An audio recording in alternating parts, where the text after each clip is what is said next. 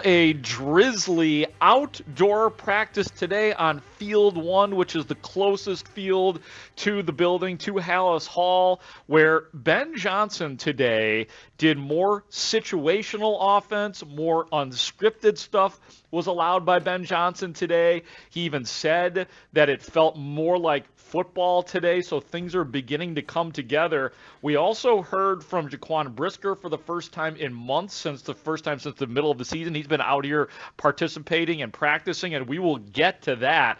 But I actually want to start with Ben Johnson and the offense, because guess what? The offense, really for the first time that we have gotten to see and watch these practices, because believe it or not, they do stuff without us watching, but for the first time with eyes on it, the offense looked really sharp today. Caleb Williams looked sharp today, especially in the 2-minute drill. I'm going to play this for you by Ben Johnson, and then I'm going to fill in some blanks for you and let you guys comment. So here's Ben Johnson on today. I know you haven't been to every single OTA so far, but I would say the defense has gotten the better of the offense more often than not in all of those 2-minute, whether it's end of half or end of game. So it was good to see the offense stack a few plays together. That's a very tough situation. I think it was 90-plus yards in under a minute with no timeouts, and so it was cool to see them stack some plays. See Caleb really, what we thought about him was when the lights are bright that he was going to show up, and it felt like the game slowed down a little bit for him, and he was able to just go out and find an open guy and get a completion. So that was good to see. Well, there might have been some sacks mixed in there, so it was a little bit more slanted to the offense, but in terms of the drill and the situations that came up, I thought it was really good learning for everybody. Yeah, especially guys, just to give a couple of the highlights within that long 2-minute drill, which started right around their own 4-yard line. I believe on the very first play, you talk about unscripted, it was vintage, like what we think Caleb Williams can be, where he had to escape the pocket, runs to the sideline, finds Olamide Zaccheaus about 25 yards downfield in pressure. It was a thing of beauty to see. And then an eventual, I think there's going to be some people who are going to love this, an eventual touchdown pass to 7th-round running back Kyle Monungai to finish up that particular drive. And yes, there was a play where Dexter probably would have had a sack. There was even a play where I think Jonathan Owens could have had an interception of Caleb Williams, but as Ben Johnson said, it was definitely a little bit more advantage offense on that particular drive. Good stuff, Mark Grote. Heard that the offense had some moments yesterday, but he threw some picks as well in the wind. Now we get that very excellent report that includes some picks and some near picks.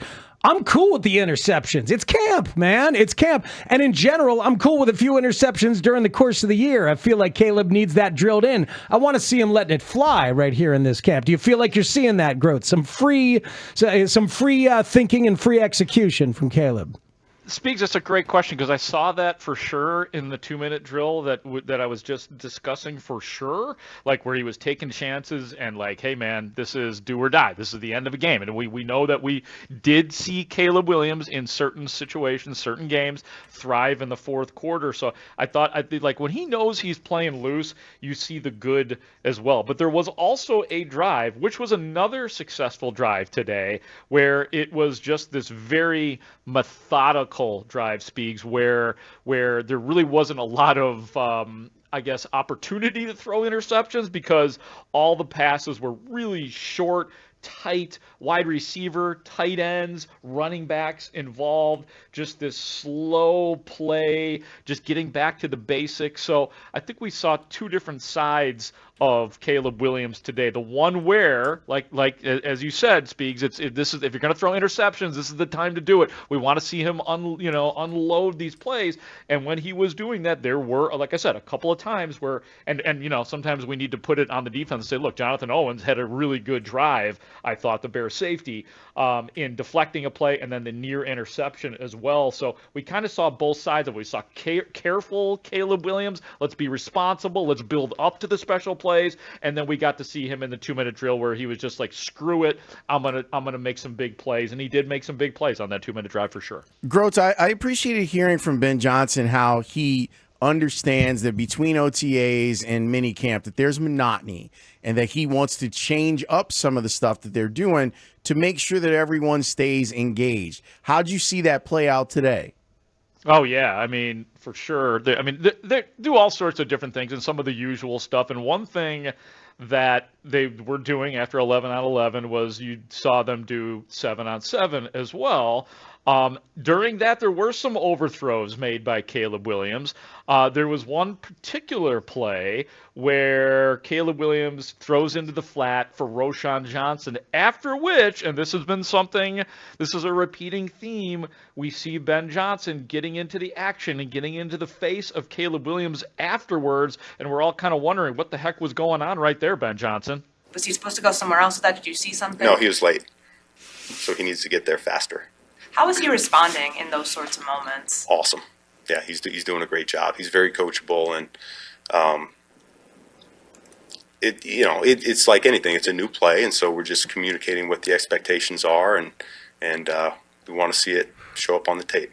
Let's go. Tell the kid he did something wrong. Say it to us if you're comfortable, and everybody can just own it. It's all right. These are players. You're the coach. Coach them up, and they can handle it. They're grown-ass men. Love that. Speaks, I practically got goosebumps when he was just like, no, guys, he was late. Because usually we'll hear from coaches who've been doing a lot longer, we hear the cover-up. You know what I mean? Like, there's no cover-up there. It's, look, here's why I was getting on. Oh, you guys asked the question? I'm going to answer it. The quarterback was late, and we can't have that. And, look, that was one of the problems with Caleb Williams last year, and everything is relative to him being a rookie last year, relative to not having the right coaching staff around him. But Caleb Williams did a poor job a lot of the time of getting rid of the ball. He was late too much last year. So it's awesome that in the middle of minicamp, the second minicamp practice that we get to watch, we have the coach stopping practice, or not stopping, but after a play going up to his quarterback and telling him, dude, you're late, can't have that. And then when the media asks, yeah, he was late. So yeah, it was so refreshing to hear that. So there was a player that we haven't heard from in a while that talked today? Yeah, that would be Jaquan Brisker. And, Brisker has been out there. He has been practicing. He has been at OTAs. He's been at minicamps. So it's not like he just all of a sudden popped up today. This just happened to be the first time that he has spoken since he suffered his concussion in the middle of last year, which had a lot of us guessing, like, what's going on with this guy? Because it felt like at times he was going to return, and he didn't. And obviously, we didn't have any formal conversations with him during the season. He told us that he was visiting a doctor in Pittsburgh, a specialist there who was helping him to retrain his nervous system, and by doing that, just working on certain moments, tracking his eyes, his peripheral vision, using tennis balls just to get himself in a better place. He's healthy now, and he insists upon that. But what I wanted to know was what everybody wants to know. What about your future, Jaquan Brisker? There's a lot of talk about you in terms of your long-term health, just because you've had multiple concussions, and people wondering how durable you are and how long you could withstand this. Mm-hmm. Does that go through your head too? Are you worried about yourself? No, I'm not. I'm good. I'm past that point. I'm really moving on. So I'm just focused on playing ball. I'm really cleared, man, and I'm really good. So. How did you balance that? Were there people telling you, hey, you might want to think about, I don't know, the R word, retirement or something like that? Like, just how serious these have been. Was that a conversation at all? No. Not with no one, especially not myself, not with my parents. Like, I feel like if my parents, say something, is deep. So if it didn't come from them or come from me, I'm good. I didn't hear it, to be honest. Do you feel like you can play the same way? Like, when the injury happened, like they said, you did absolutely nothing wrong on the play, just basically being unlucky. Yeah, I'm continue to play the same way. That was my first time really having a contact injury.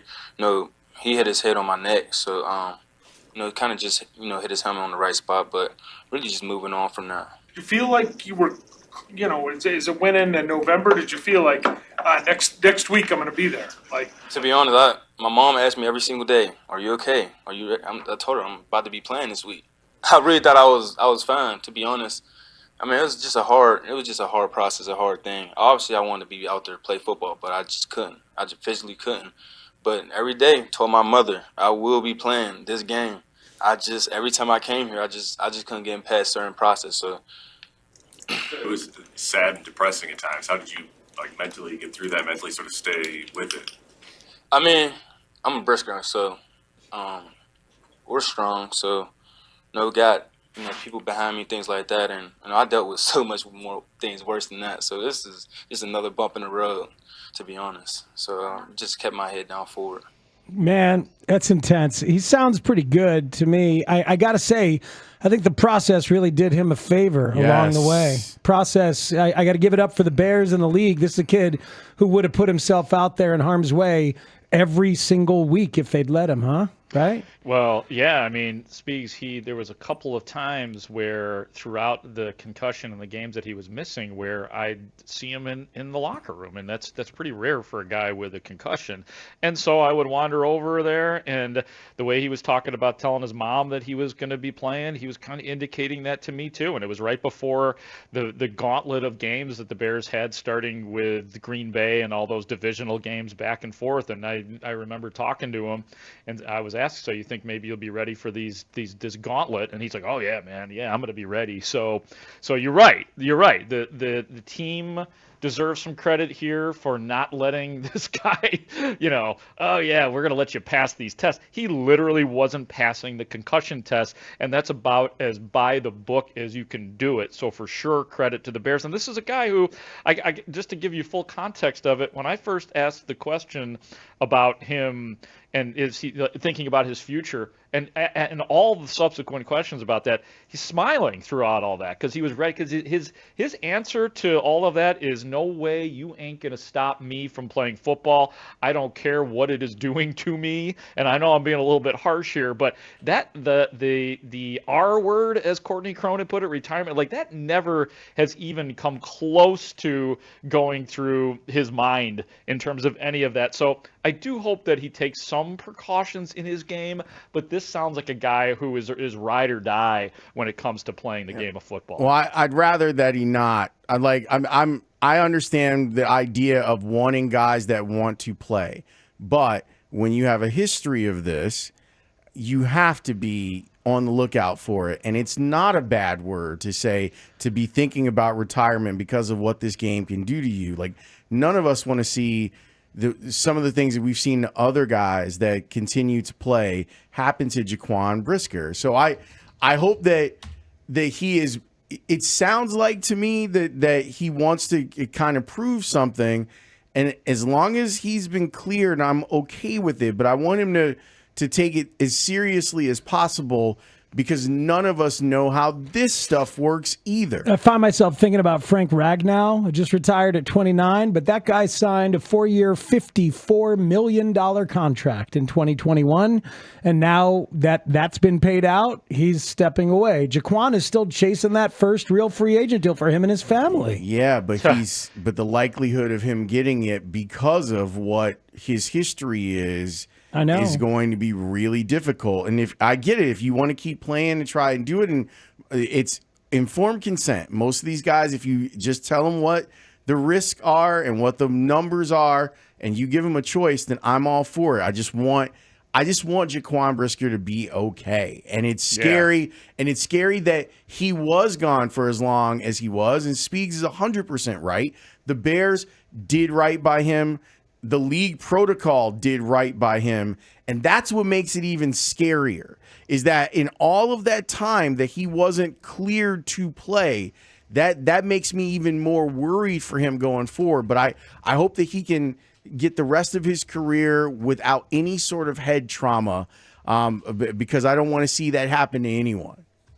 Amen to that. And when you hear words or phrases like lines like, he's retraining his nervous system. Yes. When he comes out and says that, when you hear nervous system, and look, he obviously did what he had to do. He has taken this seriously. He went back to Pittsburgh and went to the University of Pittsburgh and has been doing these exercises, and they somewhere along the line, he has been cleared to continue to play football. And then You know, and I'll back up to Speaks what you're saying. I mean, that contract, and it got to a point in this press conference where that was something I wanted to ask about, but it just didn't quite fit in, and I wanted to ask him, and I will eventually, about, hey, he came in with Kyler Gordon. These two came in that first draft class with Ryan Poles. Kyler Gordon is being celebrated and taken care of, and now Jaquan Brisker is thinking the same thing. That cannot be underestimated in all of this. Okay, let's talk leaderships. Grotes, who's a leader now? Well, yeah, it's always interesting to hear which guys are raising their hands, and I will be honest with you, it never dawned on me that Gervon Dexter's voice would start to be heard in terms of a leader. He's not a leadership type like in the locker room, but he doesn't stand out as a guy that I would have thought was going to start to have those tendencies. Now, this began with Montez Sweat telling us last week that Gervon Dexter gathered the defensive line in Miami, some defensive linemen with the Bears, some defensive linemen throughout the NFL. And not just that, but Sweat kind of talked in present tense, saying that he is a leader in that locker room. So I circled back with Gervon Dexter about that today. When did that start to happen, and how does that manifest itself? I think I'm learning to be a leader. I would say just growing up. You know what I mean? Going into year 3, I played a little ball, so just taking that next step into doing some of those things and trying to step up and be the guy. Oh, I need that voice, because I don't know if that's necessarily Montez Sweat's style. Like, does it feel like there needs to be a leader? I mean, there's different ways of leading. Obviously, like for me, when I watch Montez, he's leading in that way. I'm following him. So there's different types of leaders.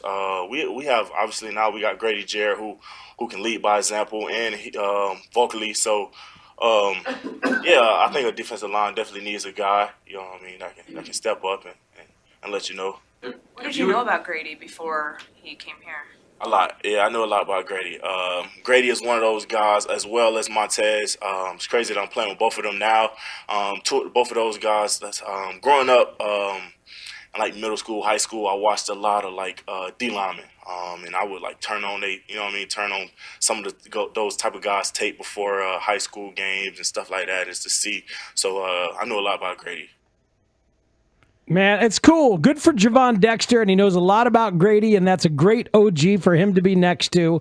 I hope that Gervon Dexter can be an effective enough player for the leadership to matter. Is that fair to say? Very. Yeah, that's a good way to put it, Speaks, for sure. And I think that, this allows him that, because I think Grady Jarrett will be your 3 technique, and I think Gervon Dexter is going to be hugely important in that rotation. So I think there's a little bit of, believe it or not, pressure taken off of Gervon Dexter in this spot, which may allow him to play looser and more freely and be in more advantageous spots for sure.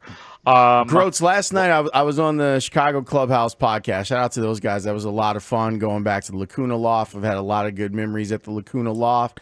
And I said, I don't ordinarily do the take thing. Like, that's not a thing that I do. But my one hot take is Tyreek Stevenson is going to have a good year in this defense for the Bears. You've been on that. Am I crazy to believe that? No, I honestly, with the style that Dennis Allen employs, that press man coverage, which Stevenson digs, there are a lot of pass breakups to be had in Dennis Allen's defenses, and I loved what Tyreek Stevenson, talk about just being blunt about what a Dennis Allen defense allows a guy like Tyreek Stevenson to do. Honestly, how I look at it, he allow us to make our money. Honestly, you're a corner, you're a cover corner, and you got to cover the guys in this league. And his defense allows you to go out there and build your confidence up week after week, playing man after man on any receiver. So, just building that confidence up allows you to go make the plays or take them certain risks that you wouldn't take if you was never put in that position before. I like that. He's saying, I'm trying to get paid. I can get paid in this system. And he's right. Yeah, and if you go back to what the tape from Miami and what his people thought about him in the draft, this is actually a defense that fits him better than the defense that he played in the last 2 years. Oh yeah, and there's been, at least the times that I've been out here, there's been no sign of is Tyreek Stevenson going to be supplanted? Like no funny stuff going on based on like what the went stuff down. the stuff they did with Jalen Johnson at the beginning. Where Yes, yeah, yes. why is your best player playing on the third team? Yeah, that was mad, and that we had this conversation on the Take the North podcast. Weeder and I did about how Weirder. when Matt Eberflus, Weirder, that's right, he's Pronounced working with you Weirder. on Monday. Yeah, Weirder, yeah, Spiegs and Weirder going to be hosting on Monday, but we were kind of kicking back and talking about how when Matt Eberflus first came in here, he was supposed to be the discipline guy. He's the guy that's going to restore order to this locker room, and it couldn't have been more the converse. And in that place, that's why I'm watching Ben Johnson with a careful eye too. It does feel like there's better command over this team, but I'll wait and see before I'm going to say that Ben Johnson is somehow this great leader. That's fair. But for now, we'll take a willingness to tell the truth, which Ben Johnson showed in the first cuts that you played here today. Yes. Matt Eberflus never really said the truth about Tyreek Stevenson and the Hail Mary, and the entire week that fell out after that was when this entire thing fell apart last year. Exactly, Speak. So that said, I got one more cut from Stevenson to that end, and that is he was asked the question, Tyreek Stevenson was, is this like a fresh start for you this year? I wouldn't say a fresh start. I would just say some of the guys come back with the same mentality. We add some pieces in, add some dogs, and now it's time to hunt now. Ben said that he hasn't really talked to you about the Hail Mary play last year. Has Al Harris or any of the new coaches been like, so what happened there? There's really no conversation need to be had. I owned it. It was a mistake. I just happened to play a sport where my mistake is just national televised, and I feel like talking to me and going through the meetings, they can see that I already owned up to it, and I owe the guys from last year nothing but effort and myself, and they see that I'm putting it in. So there's really no conversation need to be had. Well, as long as he learns from that and flies right, then that's cool. That's cool by me that Ben doesn't need to talk about it. He's got it in his back pocket if he ever does. But hopefully he won't. Tyreek just does his thing. You got nuggets, you got tidbits, what you got? Yeah, I'll race through these guys for you. Jalen Johnson and Elijah Hicks were excused from practice today, excused absences per Ben Johnson. No details further than that. Kyler Gordon and TJ Edwards were spotted back on the practice field today. Your left tackle today, gentlemen, Ozzie Trapillo was the left tackle today. Karan Amagaji playing left tackle for the second stringers today. We do have oh my goodness, that guy put on muscle player, and that is Gervon Dexter. You mean to tell me that he showed up in the best shape of his life? The best shape of his life, but I will say, my God, does he look massive. Gervon Dexter's already about the biggest guy on the team. It shows, and he was definitely asked about it, and he's like, oh, thanks for noticing. So, yes, Gervon Dexter is that guy. Stay tuned for more of those guys come training camp time. Montez Sweat had what would have been a monster sack of Caleb Williams on one of the drives today, where he would have just absolutely blindsided him. And it was in the area of Darnell Wright. I didn't watch Darnell from the very beginning of that play. So Montez Sweat popping up, and Gervon Dexter would have had a sack today as well. And that is about all I have for right now, gentlemen. That's a lot.